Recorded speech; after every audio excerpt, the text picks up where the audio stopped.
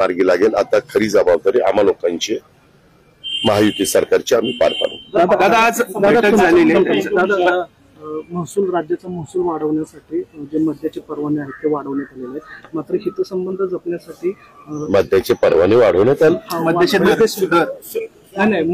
अरे काही पण प्रकारे बाबा तुम्ही बातम्या नवीन परवाने देण्यात नाही रे बाबा, नाही ना, पण त्याची बातमी त्याला सांगतो ना, ही नाही। आपण पाठीमागच्या काळामध्येच एक नियम केलेला आहे 72 ला का काहीतरी, 72-74 ला, की इथनं पुढं दारूचे परवाने म्हणजे द्यायचे असतील दुकानं, शॉप, तर त्याच्या संदर्भामध्ये विधिमंडळाला विश्वासामध्ये घेतल्याशिवाय द्यायचे नाही असा निर्णय झाला। त्याच्यानंतर कधी पण आपल्या महाराष्ट्रामध्ये म्हणजे बाकीच्या अनेक राज्यांच्या मध्ये मला तर माहिती मिळाली की उत्तर प्रदेशमध्ये दरवर्षी 3% परवाने जास्त दिले जातात, वाढवले जातात, आणि बाकीच्याही ह्याच्यात वाढवले जातात। तो त्यांचा अधिकार आहे, परंतु आपल्या महाराष्ट्राची कामाची पद्धत वेगळी आहे आणि म्हणून आपण स्थलांतर करतो।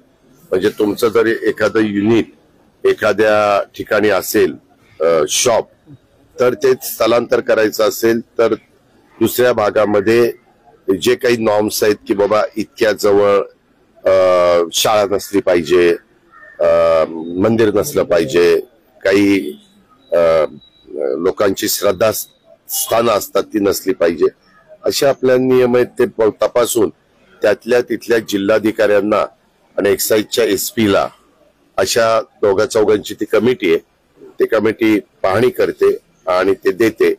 तरी देखील तिथं दिल्यानंतर तिथं महिलांची जेवढी काही मतदारांची संख्या आहे त्या मतदारांच्या संख्येमध्ये महिलांनी मागणी केली तर आपण ते दुकान चालू ठेवायचं का बंद ठेवायचं, पण एकंदरीत संख्येच्या काही टक्के बंद करा। महिलांची मतं असतात, त्याच्यात पुरुषांच्या मतं घेतली गेलेली नाहीयेत, कारण ह्याचा खरा त्रास महिलांना होत असतो, घरातल्या पुरुष मंडळी दारूच्या आहारी गेल्या तर, म्हणून त्या नियम आपण बनवलेले। त्याच्यामुळे नवीन कुठली दुकानं दिली जी कंपनी आहे त्याला कुठेतरी फायदा पण होतो या सगळ्यामध्ये। अरे तपास ना बाबा, तुम्ही आता कुठलं अलीकडे काय व्हायला लागलंय, कुठली पुरावा द्या, तपासून घेऊ, चुकीचं असेल तर ऍक्शन घेऊ। दादा बीड मध्ये माजी पोलीस अधिकारी आहे, त्याला मारहाण झालेली आहे, म्हणजे अर्थात तुम्ही पालकमंत्री आहात, तिथले किरकोळ वाद होता 1200 रुपये, 2 तास त्याला डांबून मारलेला, डांबून ठेवलं। तो माजी अधिकारी, कायदा हातामध्ये घेण्याचा अधिकार कुणालाही नाहीये। एवढ्या मोठ्या महाराष्ट्रात आता कुठं कुठं अशा गोष्टी झाल्या तर कायद्याने काम होईल ना, पोलीस यंत्रणा त्यांचं काम करतील, कोण राज्यकर्ते समर्थन करणार आहे काही गोष्टीचं नाहीच। त्याच्यावर आत्ताच तुम्ही मला सांगितलं, मी आता गाडीत बसल्यावर SP लाही फोन लावीन आणि कलेक्टरलाही फोन लावील आणि ताबडतोब जी काही रीतसर कारवाई असेल ती करा, अशा प्रकारच्या सूचना आहे।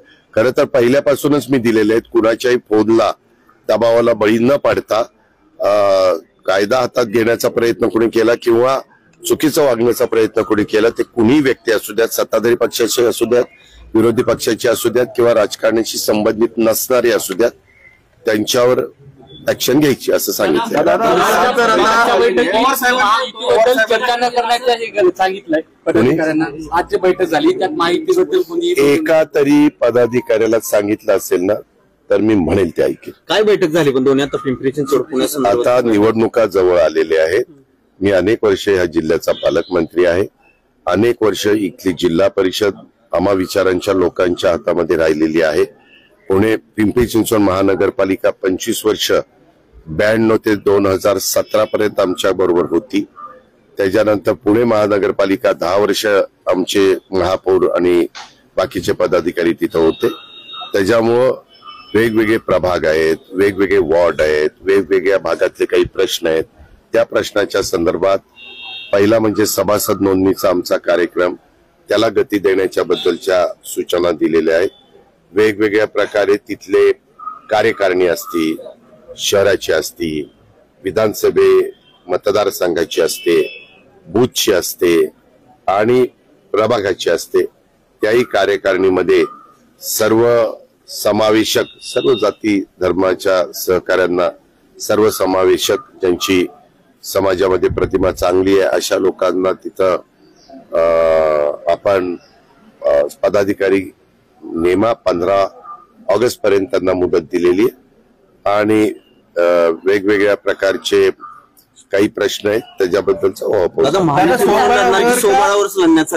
यामध्ये मागेच आमच्या वेगवेगळ्या तिन्ही पक्षाच्या प्रमुखांनी जाहीर केलेले आहे त्याबद्दलचे निर्णय राज्य स्तरावर होतील. दादा कबड्डी संघटनेचा प्रश्न आहे. पवार साहेबांनी काल एक पुस्तक प्रकाशन होतं कबड्डीच्या संदर्भात. त्यात पवार साहेब असं म्हणाले की काही जणांनी संघटना हाताशी बांधून अनेक गैरप्रकार केलेत. आता संघटना जी कबड्डीची संघटना ती माझ्या हातात घ्यायची वेळ आलेली आहे. साहेबांनी विरुद्ध शरद पवार असं त्यामध्ये जिथं कुठं चुकीचं झालेलं असेल तिथं कारवाई झाली पाहिजे. मग ती तू कर किंवा आणखीन कोणी दुसऱ्यांनी करावी. दादा जळगावमध्ये पूर्ण नदी पात्राच्या इथे शेतकरी आंदोलन करतायत. जळगाव मधल्या पूर्ण नदी पात्राच्या इथे शेतकरी आंदोलन करतायत. हैदराबाद इंदोर महामार्गाच्या भूसंपादनात त्यांना योग्य मोबदला मिळालेला नाही आणि तुमचे मित्र पक्षाचे आमदार सुद्धा तिथे आता जलसमाधी आंदोलनात. मी तुम्हाला एक माहिती आहे, सत्ताधारी पक्षाचे जरी आमदार असले तरी ते जनतेचे प्रतिनिधी आहेत. त्या भागातल्या जनतेचे काही प्रश्न असले तर लोकशाही मार्गाने अहिंसेच्या मार्गाने जो अधिकार त्यांना दिलेला आहे त्या अधिकाराचा ते वापर करू शकतात. नंबर 1, देशात जम्मू काश्मीर पासून कन्याकुमारी पर्यंत खूप मोठ्या प्रमाणावर नॅशनल हायवेची कामं चाललेली आहेत आणि ही कामं चाललेली असताना आता त्याला मोबदला फार चांगला पूर्वीच्या तुलनेमध्ये दिला जातो. हे पण पत्रकार मित्रांनो आपल्याला माहिती